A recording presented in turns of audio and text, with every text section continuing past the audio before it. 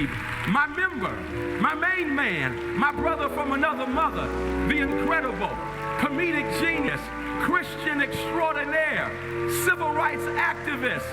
Now he's an acclaimed author, Ricky Smiley. Come on up here, man.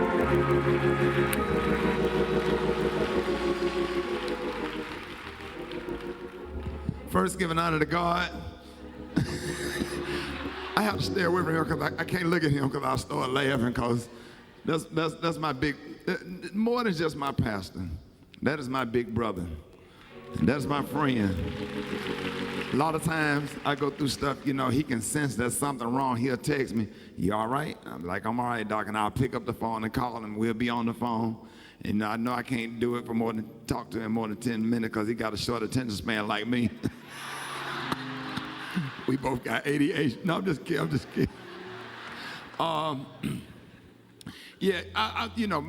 Y'all come. I have a great book out, awesome book. But it's hard to talk about the book after the greatness just left the stage. The stuff that you said about Pastor Haynes. Because, you know, once you get me in civil rights mode, it's hard for me to talk about my own book. And I was raised by one of Dr. King's. I was baptized. I talk about it in my book by Dr. King, one of Dr. King's soldiers, the great Reverend Edward Gardner.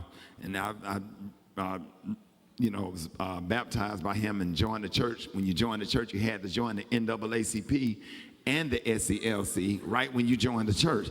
Everybody remember that? So I'm one of them old Southern Baptists, Birmingham, Alabama. Reverend Edward Gardner would have pictures of him and Dr. King in the pastor study, and I was just so amazed because I grew up seeing Dr. King pictures on everybody's wall. I thought it was our uncle. I said, "Is he some kin to us or something? When we going over his house?"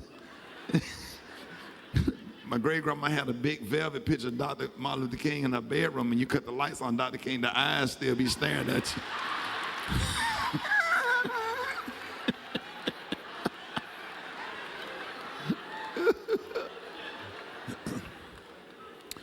And make sure y'all come get my book.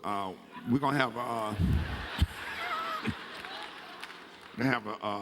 the pastor. I talked to pastor about having a greeting class for some of the older members because older people, they say what they want to say to you.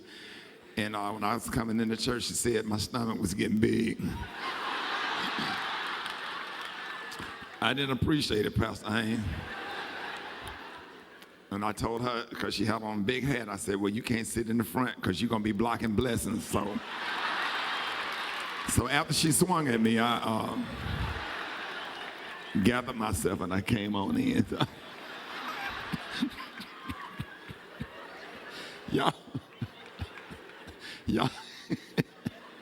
Y'all make sure. This book is great, Pastor Haynes, man, and thank you. I can talk all day. Thank you for everything you've done for my life. I moved to Dallas, Texas after my grandmother passed. And God got me up out of Birmingham and just dropped me in Dallas. And I'm talking about, and that's what this book talking about, just getting out of your comfort zone. And he dropped me off in Dallas, Texas, and I said, I got to find a church, but I got to find a pastor who have a civil rights background. I'm just looking for somebody that's gonna protest, and because there's a lot going on then, 12 years ago, as it is now. And I went, you remember we was at the old church and they was building this church, and sat in there and had a powerful meeting with Dr. Haynes, and we've been together ever since. And he said, "Well, I'm doing the morning show." I said, "That's all right, you can do both shows, I don't care." And he came on our show, and we was just doing the radio in Dallas, and we got syndicated, and now they can hear our Pastor Haynes' voice all over the country during the praise break. And so I just want to say thank you for everything that you've done. And I'm going to tell you something about, and I'm going to be quiet after this. This thing that you're doing at Texas Stadium, it take guts. When you sit in a stadium, it is the most uncomfortable feeling. I go to Alabama games. I'm a big Alabama fan. And I'm telling you, roll tide, but when that national anthem come on, and you surrounded by white people, 115,000 white people, when you on the sideline at your nephew game, and that national anthem comes in, when I put my hand on that shoulder pad to Alabama State and I balled my fists up, every single camera, and my stomach was shaking, my knees were shaking. I was scared. I didn't know what was going to happen. I didn't know what kind of attack I was going to be under. I didn't know what endorsement I was going to lose, but I had to do it. And people like, sir, you are absolutely right. You are absolutely right. And I hope when I become your age, if God let me live to see it, that I will continue to think your thoughts, because racism is big in this country, and it's real. And people have died just so we can have what we have. So we have to continue Dr. King's legacy. Rosa Parks sat, Dr. King kneeled, Medgar Evers, Malcolm X, Fannie Lou Hamer. I can go on and on. For the people, it brings tears to my eyes because people have died just so we could go to Walmart, just so we can get to do some of the simple things, have given up their lives. So this is real. And I take civil rights. You know me because we talk about it. I take it serious. I take it serious. And you're right, Papa John pizza is nasty. It ain't nothing but cheese, candy, and spaghetti sauce. Buy my book. Church, say amen. I have been blessed to be here with you this morning. Feel the warmth and the love that is running through this congregation. Fire that's burning. Hello. You warm, you need fire. This air conditioning is strong. Keep the fire burning so you don't freeze.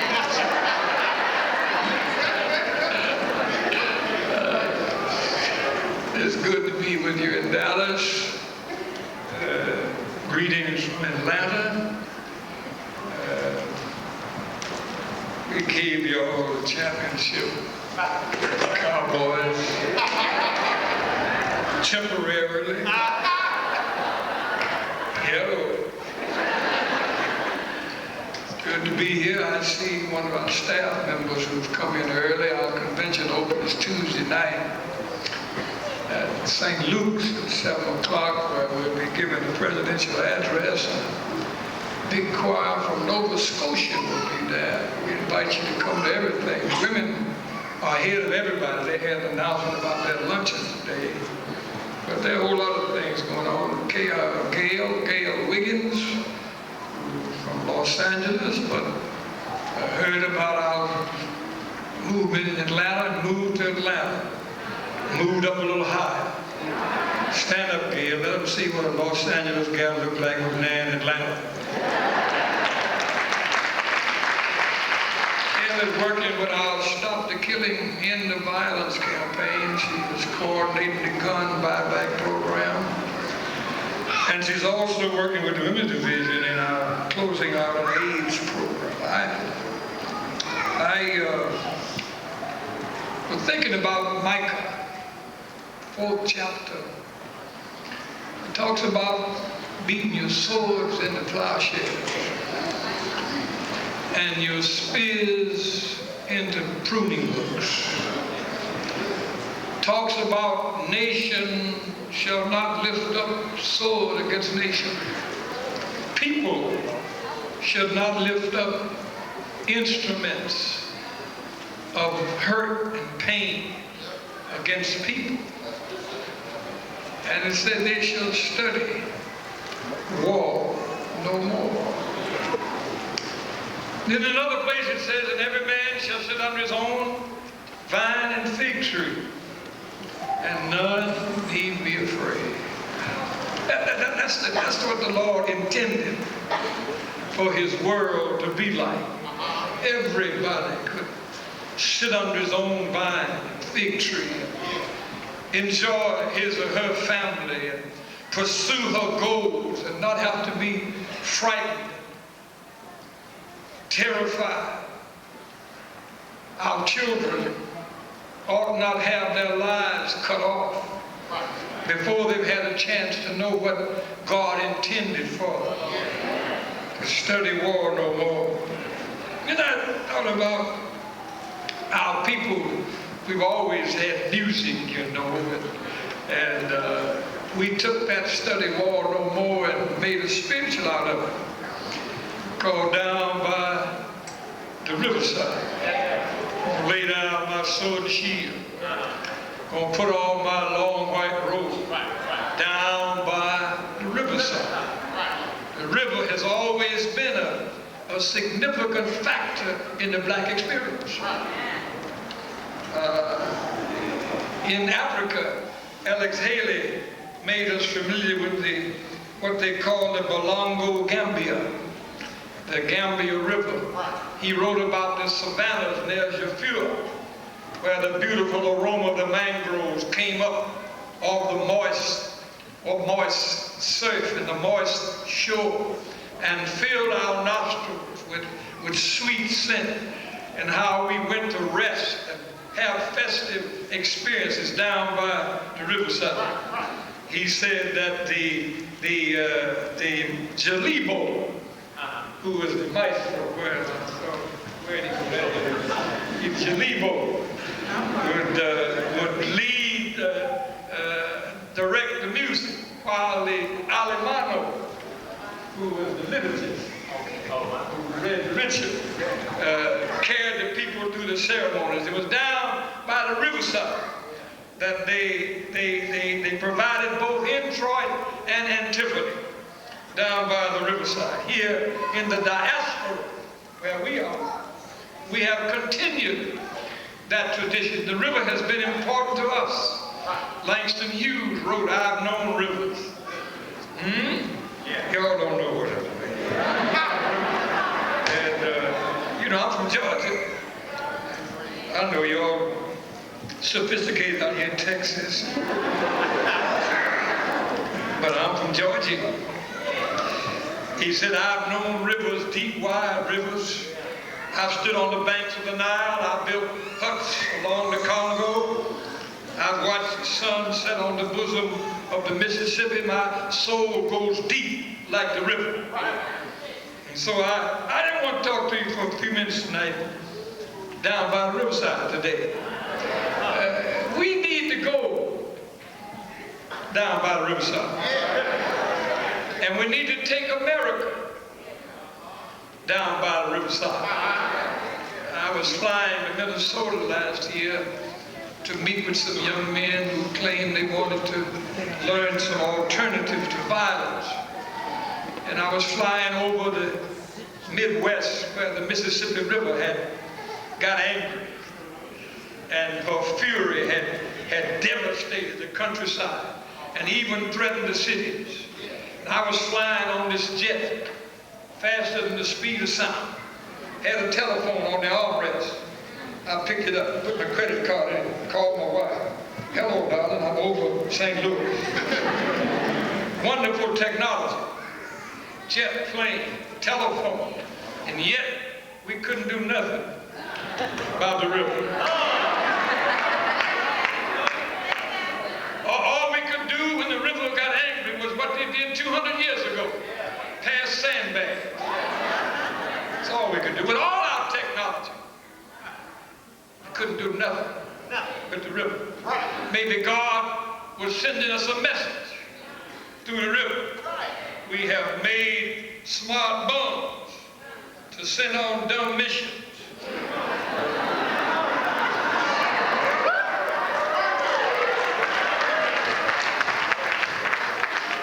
Our technology has been almost 100% directed toward instruments of death. And so we couldn't do nothing with the river. If we had directed our technology toward building instead of destroying, maybe we could have redirected the power of the river. Maybe God is sending the message. Maybe the message is you can't shoot a river. Hello? You got your missile, but you can't bomb the river. And so we need to take the lesson that comes through the river and go with our forefathers down by the riverside. I think the slaves went down for 4 reasons. I'm going to share with you quickly. Thank you. I ain't got nothing to do till Tuesday.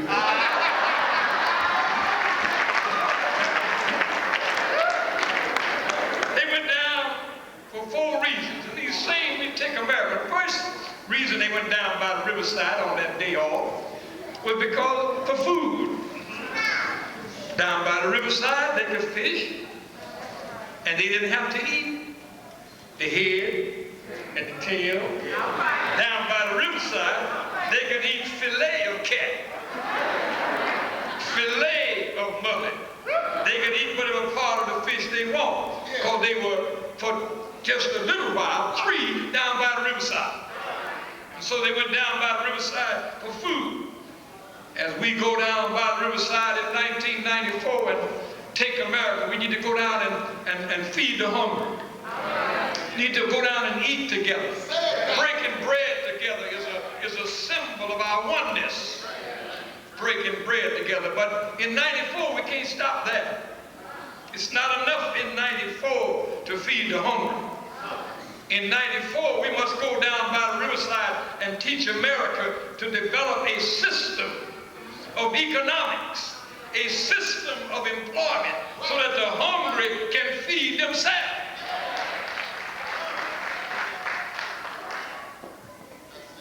Hello? We must speak to America in the context of this day. The Bible's message is beautiful for when it was then, but the power of the Bible message is that you can lift it right out and put it in the day. And it's just as relevant and just as powerful now, if not more, than it was then. That's what truth is all about. Truth doesn't wear out. Hello? Some things don't wear out. I was watching the cowboy picture the other night, and my wife said, "Watch the cowboy picture." I said, "Well, I don't know, I like cowboy pictures. Except for the shooting up, I like to see him ride the horses, go on and kiss the horse goodnight. Cowboy, he never kissed the girl, kissed the horse. It's safer. That's what the cowboys say. I don't think that. I've been married a long time. I have several daughters. I don't kiss horses, but I watch the cowboy. But you know what it is that reading a cowboy picture is still popular rather than an old movie. See, an old movie, reading it because a 1930 horse is just like a 1990 horse. But you see a 1930 car, it don't look nothing like a 1990. So the movie look old and out there, but a horse, he just a horse. And he a horse right on through every age. All this time he's a horse. And that's the way truth is. Years come and years go and fashions come and fashions go. They take them up and you let them down. Hello? But the truth is marching on. And that's the power of the Bible. And the truth is that we need to go down by the riverside. Not only and feed the hungry, but develop a system wherein the hungry can learn skills and get jobs and feed themselves. Dignity of work, dignity of earning. Lady standing by me the other day, ahead of me in the supermarket line, and she had food stamps. And she saw me and said, "How are you, Doc?" I said, "Fine, baby." And she kind of turned back. She didn't want me to see her. Give the food stamp. Nobody ought not have to be embarrassed to buy food. Huh? We ought to have the kind of system where there's a job for everybody, a decent income. Most poor people in this country work. They just don't earn enough to get out of poverty. Go down by the riverside and straighten them. There's something wrong with America. Rich are getting richer, and richer and fewer and fewer. And the poor are getting poorer and poorer and more and more. We got to deal with that. And that's what the historicity of the black experience is about. And one of the problems with this country today is that we have stopped dealing with the gut issues of our country. We got halfway up the mountain. Hello? And the other day said, what's the difference in movements? Well, we were fighting about the customer side of the lunch counter. Now we got to fight about the cash register side. Hello? Y'all ain't hearing me. I mean, we have all earned the right to check in to the, what's the name of that hotel we have? Yeah, Annie told me. The biggest lobby I've ever seen. I've been lost all morning trying to find the elevator. But we have all earned the right to check in. But too few of us have the means of checking out.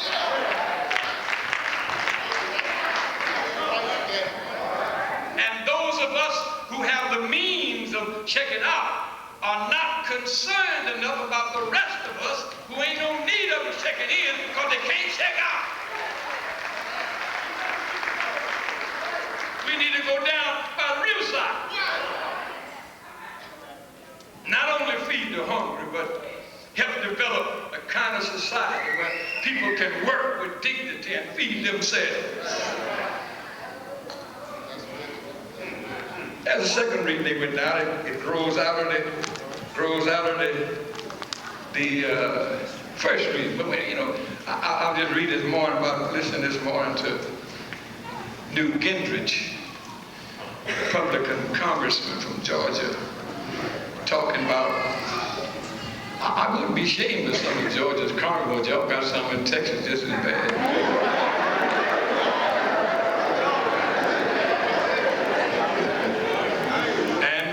Till you vote them out. I know ain't nobody in here unregistered. I know you ask, but I know everybody in here is registered to vote. If you ain't, take Martin Luther King picture out your house.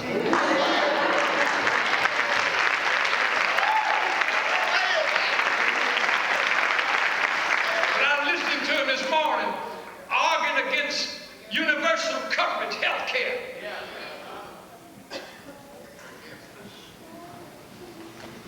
He's not bothered. His employer pays his health insurance. They got good. I heard Clinton say, they said, I want everybody to have as good a health insurance as I have.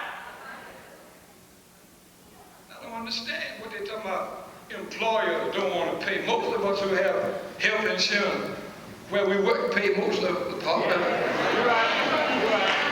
And those who ain't, ought to be, because if this fellow's employer is not helping, it means your employer has to pay more. So we need to be serious about health insurance. Everybody ought to have coverage. No question about it. And employers ought to help pay it. And every health care ought to be accessible and affordable for everybody.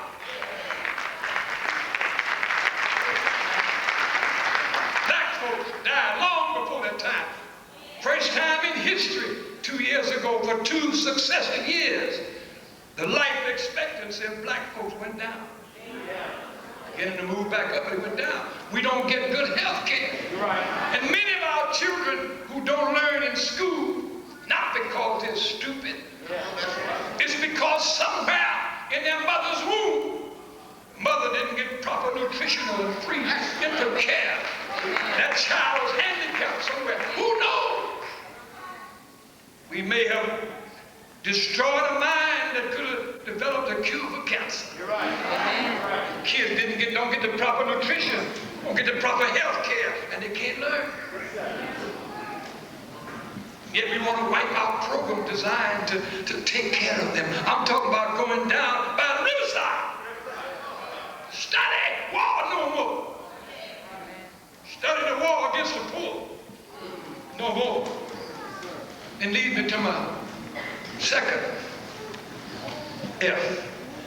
They went down there for fellowship. Don't overlook the importance of fellowship. I like it when you got up and go around and shake hands and hug each other. That sense of each other is somewhere along the trail we lost. That sense of fellowship. We've gotten to be invidiously individualistic. Maybe integration did that. I don't know. You used to be, you know, we integration. We got to watch integration. We let white folks define integration. That fellow in the Dallas News, he gone. Stay here and hit this way. We let white folks define integration. They define integration as moving everything from black to white. We define moving everything from wrong to right.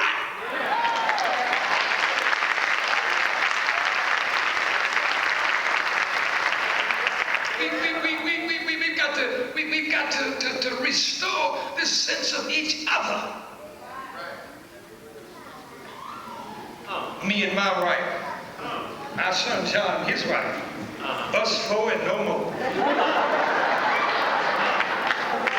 We gonna try to do well. The rest of y'all can go to Waco. That's in Texas too. I'm gonna get in trouble. I've been careful. I'm gonna be here till Friday. I want to say something about Waco in a minute.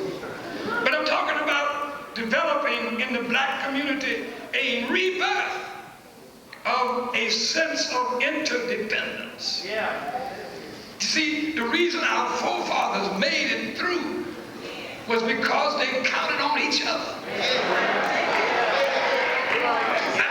Even in my childhood, I remember on the way home from school, I had several mamas inquire about my well-being. Ain't you Doris, boy? You all right? Yes, ma'am. And if something went wrong, I heard you cut up in school today.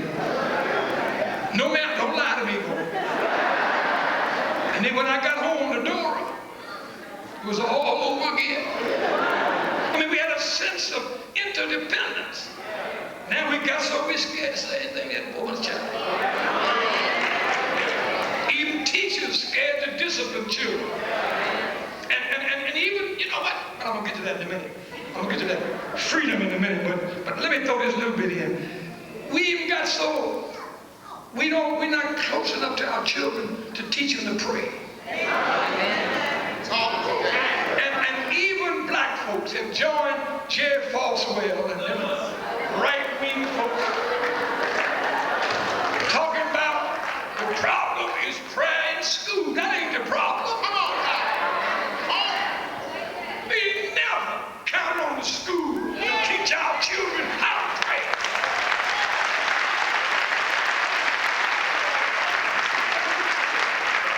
And don't let everybody you see on television holler Jesus.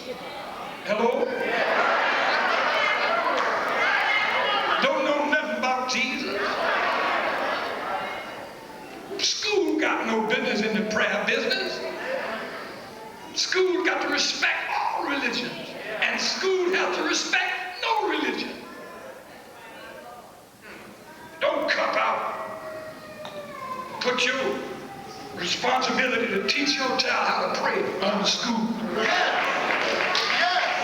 The school represents the government. It sounds good, don't it? Ooh, what we need is prayer in school.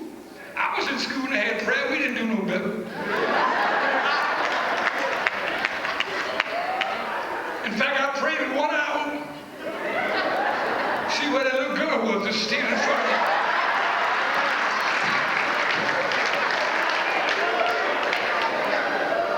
But when I prayed at home, I had both eyes closed. And my mind was stayed on Jesus. Because my mama was there to see that that happened.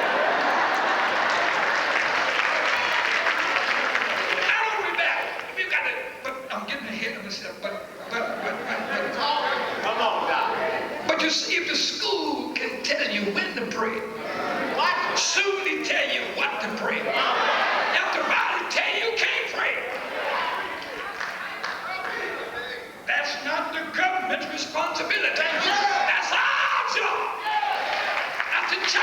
job. It's their home job.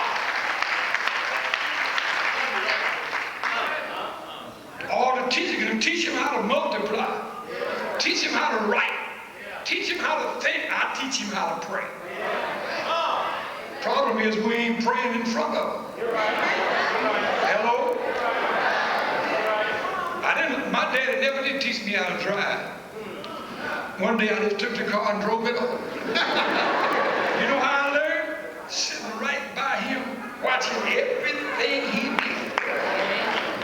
When we had the gear, he pushed the clutch in, put the gear back, let the clutch up, push the gas down, put the clutch in, push the gear up. Boom, gone.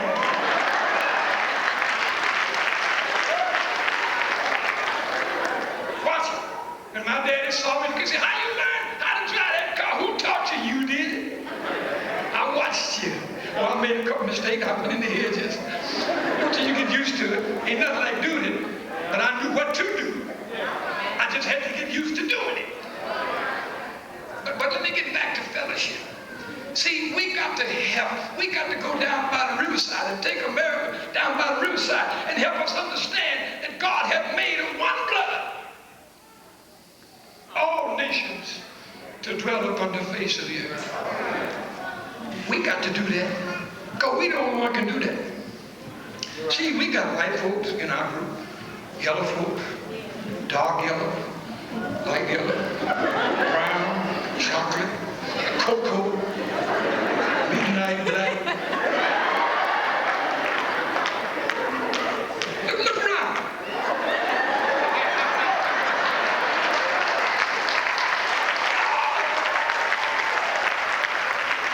We can teach folks how to get along who have differences. That's what they mean when they say, I'm going to try on my long white robe. Now, I know y'all dress casual, so I can read this all the time. I'm going to get one. The robe has a theological significance. It minimizes your individuality and maximizes your commonality.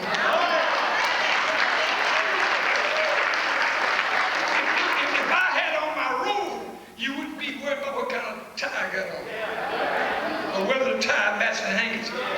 I don't want you distracted. Don't see me, see Jesus in me. Down by the riverside, put on a long white robe. I put on my robe, ain't no big eye. Little you. Ain't no rich or poor. Ain't no black or white. Ain't no fat or skinny. Ain't no learned or unlearned. We're all God's children. Fellowship down by the riverside. Now, if Arafat and somebody, and they said, did you go to the meeting and meet with Farrakhan? No, I couldn't go. I ain't got nothing to prove. I met with Arafat in 1979. Hell, if I met with Arafat, you know I'll meet with Farrakhan. I didn't have time to go. But I want to be careful now too, Farrakhan. You got to be careful what your disciple. We don't need to. We don't even need to make like we talk about hate. Amen. Right. Hate. We ought to be the last folks. Talk about hating and last folks. Last folks. But if the PLO and the Jews can get together, you know, if the ANC and if Mandela and the Clark can get together, surely we ought to be able to get together in Texas and Georgia. And surely we ought to be able to get together in Friendship West and on outside of town. It's time for us to turn to each other and not on each other. See, one of the things that keeps our fellowship, and I'm going to get to is that you all right? Self-hatred. And I'm going to talk about this Tuesday night at St. Luke. We got to crawl out of that skin of self-hatred. Now, we hate ourselves because we were taught to hate us. The whole system is designed to teach you that black life isn't worth much. See, 85% of the folks who are on the death penalty under federal law passed in '88 are black folks, although 90% of the crime were committed by white folks. But black folks go to the death row because black life ain't worth as much as white life. And when the laws were written in Alabama, Georgia, and Texas, the death penalty was introduced not on the basis of the nature of the crime, but on the basis of the race of the victim. If the victim was white, death. If the victim was black, let me tell you something. I grew up in Huntsville, Alabama, not Huntsville, Texas. Huntsville, Alabama. And I used to hear the big boys say, nigga, I'll kill you at noon, and I'll be back on the street before the sun goes down. And it was true. If he knew the right white folk. Because to kill a black man, what difference did it make? And that's the system under which we live. And it's taught us to hate ourselves. And so it's easy when you hate yourself to hate somebody who looks like you.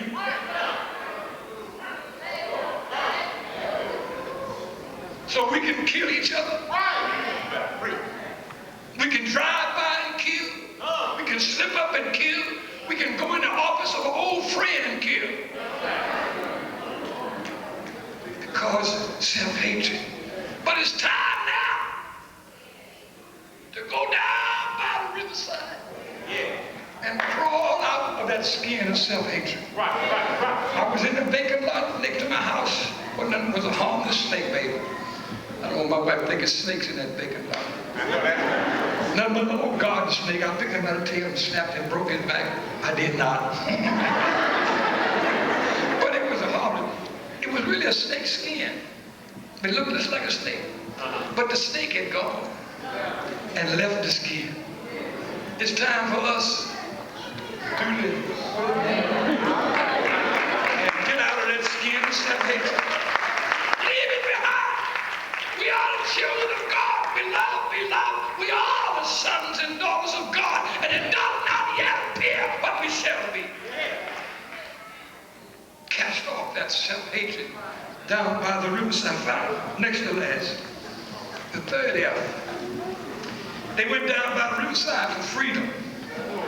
If they could get across the river, the bloodhounds would lose their trail.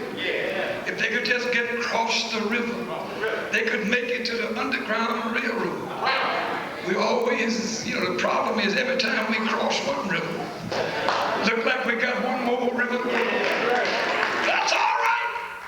Go on down by the riverside and cross the river. Be free. Be free from brainwashing. It disturbed me when black folks fall so quickly for so much mess, like instant salvation. Hello? Utopia. I went to Jonestown in Guyana. I didn't believe. I just couldn't believe that many of us commit suicide. Suicide has not been our thing. He might kill you, but I ain't never killed me. But that's another thing, immigration has introduced. Young black folks are killing themselves. Got to stop. But they had no business in Jonestown. When they white man tell y'all, come on, go with me. I got the answer. Same reason I wonder what they're doing in Waco. Down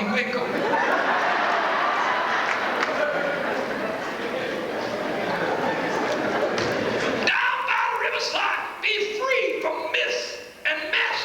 Think for yourself. Take your time. Well, I saw Used to be a commercial about a thinking man's cigarette. Y'all remember that, dude? The contradiction. No such thing as a thinking man's cigarette. If you think, you won't smoke no cigarette. Hello? If I'm stepping on some toes, I'm glad. The gospel do that.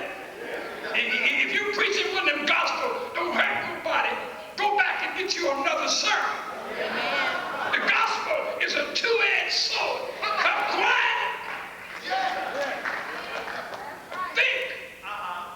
We're too locked into gimmicks and utopian schemes. We're too easily built of our money and our energy and our loyalty. Go down by the riverside. We are not only crack addicts, we're gun addicts. I'm not going to ask you to raise your hand. We got guns. We're gun addicts. And that's the truth. And the other day, Willie Ricks, no press in here, no police. Willie Ricks is a former Snick and Black Panther who probably has thrown more Molotov cocktails than anybody I know. He changed his name now. His name is Jamama or something like that. But he's still, but the other day, we started the gun buyback. See, a gun in your house is 42 times more likely to be used against you or some member of your family than the intruder. You thought, see, nobody gonna break in your house and wake you up and say, hey, I'm finna rob you, go get your gun. If he in there, you better throw your hands up. I've already decided whatever he won't take. I want my car, get a key. And the gasoline card, wait a minute.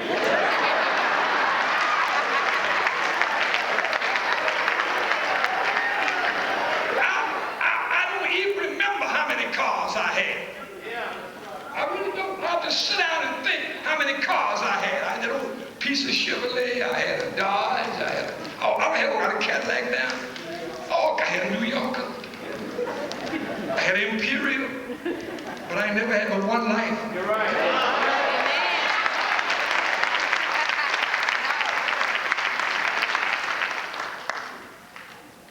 White couple came home the other day, found a young white boy ransacking the house. The boy said, sit down, I ain't gonna hurt you, I just want to take this stuff. The man said, I'm going to get my gun. He shot the old man and his wife. Gun gets you in trouble. Guns are bad news. We're gun addicts. We're gun addicts. But Willie Ricks came the other day to a summit we had. The Gator was there. On Stop the Killing. He said, I want to join you. I said, you've been talking about me like a dog. For getting gun time. He said, I know, but I was wrong. I've decided I'm going to join you. He may come out here. He said, I've decided we ain't going to do nothing with them guns but kill each other. Yeah. And it's better to be free from guns. We need to go down by the riverside. I don't care, gun. I got security because they insist on it, but I don't have to have no security. It ain't going to help you no more. Didn't help John Kennedy in that. He had all the security you can have. Huh? I tell you where my security is. I got on the whole armor of God. I got on the breastplate of righteousness. I got the shield of faith. I got the sword of truth. My feet sharp with the gospel of peace. That's my security.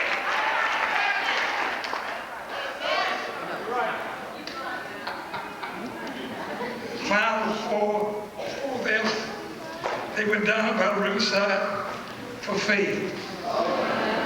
Food, fellowship, freedom, faith. See, they baptized down by the riverside. And I heard there's a power somewhere that can take my feet out mighty clean. I heard that there's a God somewhere over my head. All the shouting and the brutality and the demeaning and denigrating down here, but over my head, I hear music in there. Baptize me in the name of the Father and the Son and the Holy Spirit. Faith. Let me tell you this, though. And the answer ain't the Republicans. One party takes us for granted, and the other one just takes us.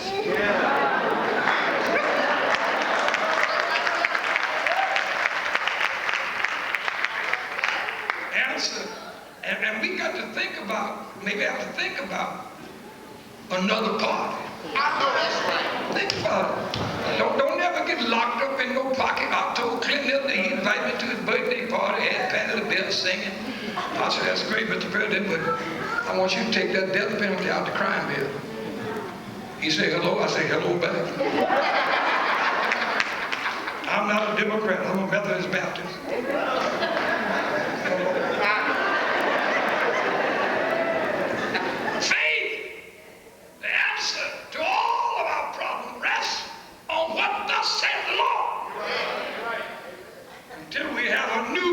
Spirituality. We're going to have drive-by killings. We're going to have drugs and crack. We're going to have broken homes and devastated families. We're going to have poverty until God is placed back in charge of our lives. Until God, who stepped out and his footsteps buzzed out the mountains. God of our weary years. God of our silent tears. Thou who has brought us thus far along the way. God who's able to take the sin out of our lives until we have a new body of spirituality. We're not going to resolve our problem. If we do, we know how it's going to come out. Oh, it's going to come out all right. Easter, tell you that. You're going to have Good Friday, but just hold on a little while. Friday night, Saturday morning, Saturday night, early Sunday morning.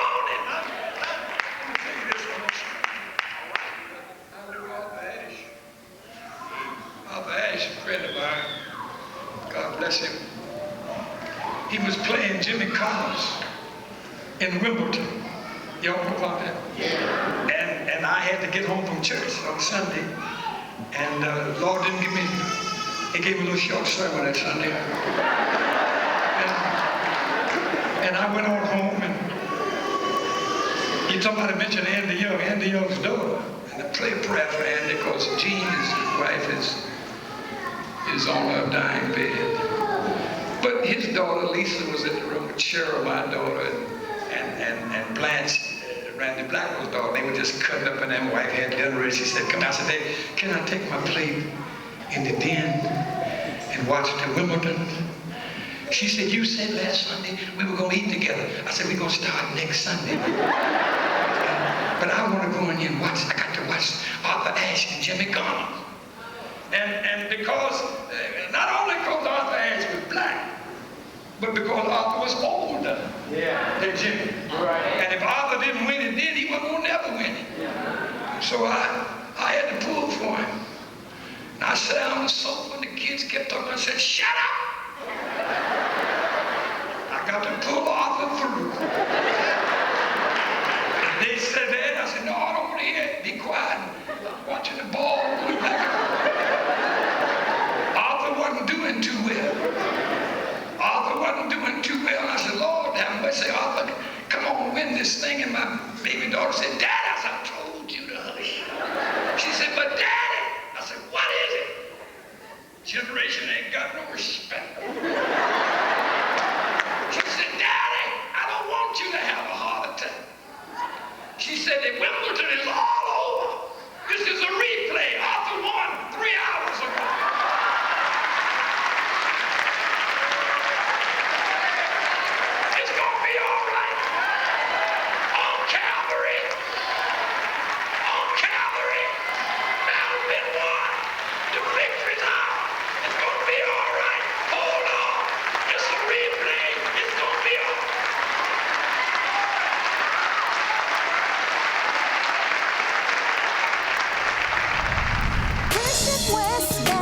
church.